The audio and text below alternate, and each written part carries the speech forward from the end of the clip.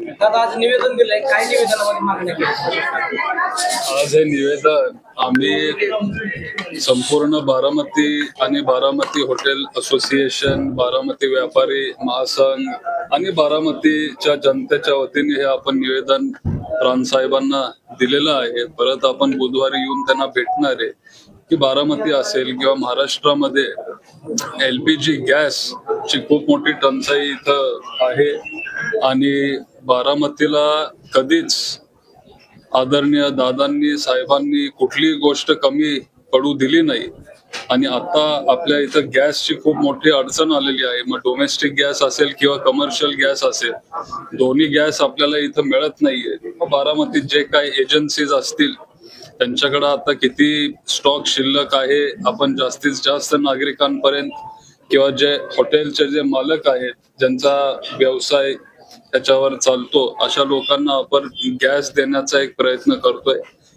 आणि बुधवारी परत आपण इथे येणार आहे आणि त्यांच्याशी याच विषयावर चर्चा करणार आहे. दादा एका बाजूला काही या संसदेत मुद्दा मांडलाय, गॅस पुरवठा होत नाही, तर दुसऱ्या बाजूला मुख्यमंत्री म्हणतात की घरगुती गॅसचा व्यवस्थित पुरवठा होत नाही. कसं आहे दोन्ही विचारांचं? घरगुती गॅसचा पुरवठा होत नाहीये. तुम्ही लोकांमध्ये जावं, लोकांना विचारा की त्यांना गॅस मिळतोय की नाही मिळत आहे. आज पण अनेक बारामतीकर माझ्यासोबत इथं आलेले प्रांत कार्यालयात, त्यांचे पण काही विषय होते, त्यांचे काही मुद्दे होते. 40 दिवस झाले त्यांचं नाव तिथं नोंदवून घेतलंय, तरी पण त्यांना आज घरगुती गॅस तर मिळत नाहीये. त्याच्यामुळं वस्तुस्थिती ही आहे किंवा फॅक्ट हा आहे की आपल्या इथल्या लोकांना गॅस घरगुती किंवा कमर्शियल मिळत नाही. दादा बारामतीची पोटनिवडणूक लागलेली आहे, तसं तुमच्या पक्षाकडून काय भूमिका असणार आहे? आता सकाळी आदरणीय ताईंनी त्यांची भूमिका स्पष्ट केलेली आहे. म्हणजे आपल्या पक्षाची भूमिका तीच असणार आहे.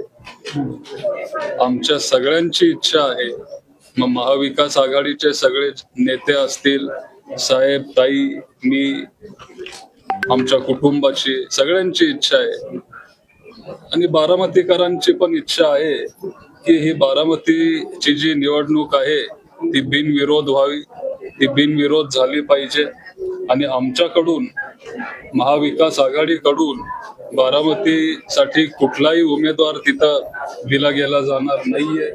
आमच्याकडून ही निवडणूक बिनविरोध करायचा एक प्रयत्न असणार आहे.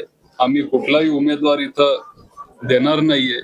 उलट आम्ही सुनेत्रा काकींना साथ देऊ, त्यांना सपोर्ट करू आणि त्यांना मदत करू. बारामतीचे जे काय प्रश्न असतील त्यांच्या मार्गदर्शनाखाली, आदरणीय साहेब ताईंच्या मार्गदर्शनाखाली, काकींच्या मदतीने बारामतीच्या जनतेचे सगळे प्रश्न आपण सोडवण्याचा प्रयत्न करू. आता बारामतीमधील काही धनगर समाज बांधव जे आहेत ते आक्रमक झाले होते. 19 लोक आलेले होळकर शासकीय वैद्यकीय महाविद्यालय जे सर्वोपचार रुग्णालयाला दादांचं नाव दिलं होतं, त्या संदर्भात त्यांनी मोर्चा देखील काढलेला होता. आणि आता पोटनिवडणुकीमध्ये आम्ही पोटनिवडणूक बिनविरोध होऊ देणार नाही अशी भूमिका त्यांनी मांडली. काय ते रुग्णालय खर तर इथं आणलं दादांनी, ते नाव दिलं दादांनी आणि दादांचं खूप मोठं योगदान आहे त्या हॉस्पिटल इथं बारामती तालुक्यात आणण्यामागे. मग ते रुग्णालय असेल किंवा आपलं जे आयुर्वेदिक कॉलेज आहे त्याला पण दादांचं नाव दिलं गेलं आहे. शेवटी पवार कुटुंबानी, साहेब असतील, दादा असतील, कधीच आम्ही असं राजकारण केलं नाही किंवा हा कुठल्या जातीचा आहे किंवा तो कुठल्या धर्माचा आहे असं कधीच आम्ही तरी बघितलं नाही. आणि त्याच्यामुळे हे दुर्दैव आहे. त्यांच्याशी आम्ही चर्चा करणार आहे, त्यांना आम्ही समजून सांगायचा एक प्रयत्न करणार आहे.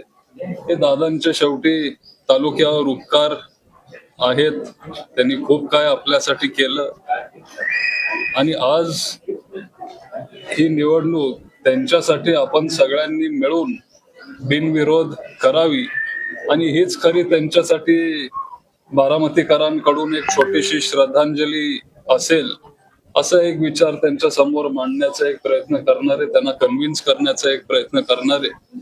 आणि काकींसाठी ही निवडणूक बिनविरोध जावी ह्याचा प्रयत्न आम्ही सगळे मिळून एकत्र करू.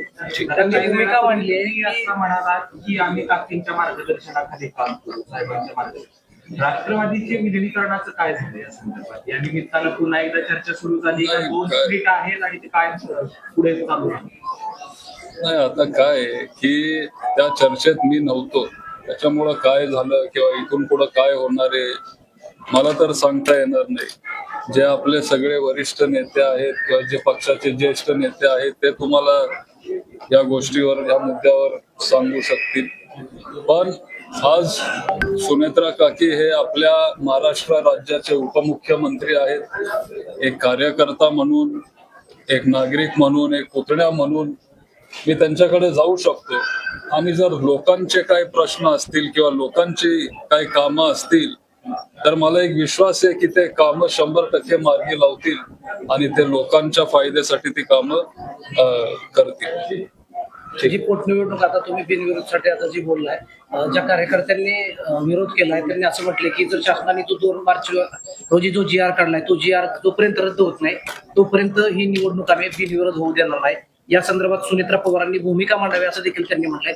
तुम्ही सुनेत्रा पवारांची उपमुख्यमंत्री या नात्यानं या सगळ्या विषयावरती बोलणार आहेत, कारण सकल धनगर समाजामध्ये या सगळ्या प्रकरणामुळे नाराजी घुसली. काय तो निर्णय फक्त काकींनी एकट्याने घेतलेला नाहीये, सुनेत्रा पवार वहिनींनी, काकींनी एकट्याने तो निर्णय घेतलेला नाहीये. हा महाराष्ट्र सरकाराचा, शासनाचा एक GR निघालेला आहे. मग सगळे जे आमदार, सगळे जे तिथं मंत्रिमंडळात जे आहेत, सगळे जे पक्ष आज महायुतीमध्ये जे आहेत, सगळ्यांनी मिळून हा निर्णय घेतलेला आहे. त्याच्यामुळं तुम्ही आपल्या सन्माननीय मुख्यमंत्री साहेबांना हा प्रश्न विचारावा. दादा, लक्ष्मण हाकेचं नाव चर्चेत आहे बारामती निवडणूक लढणार. कसं वाटतं एकंदरीत? हेडबुकला कसं वाटतं झालीच तर? एका सशक्त लोकशाहीमध्ये सगळ्यांना अधिकार आहे, ते कुठेही जाऊन निवडणूक लढवू शकतात, कुणाच्या विरोधात कधीही निवडणूक लढवू शकतात. जर त्यांची इच्छा असेल तर मग ते निवडणूक लढवू शकतात.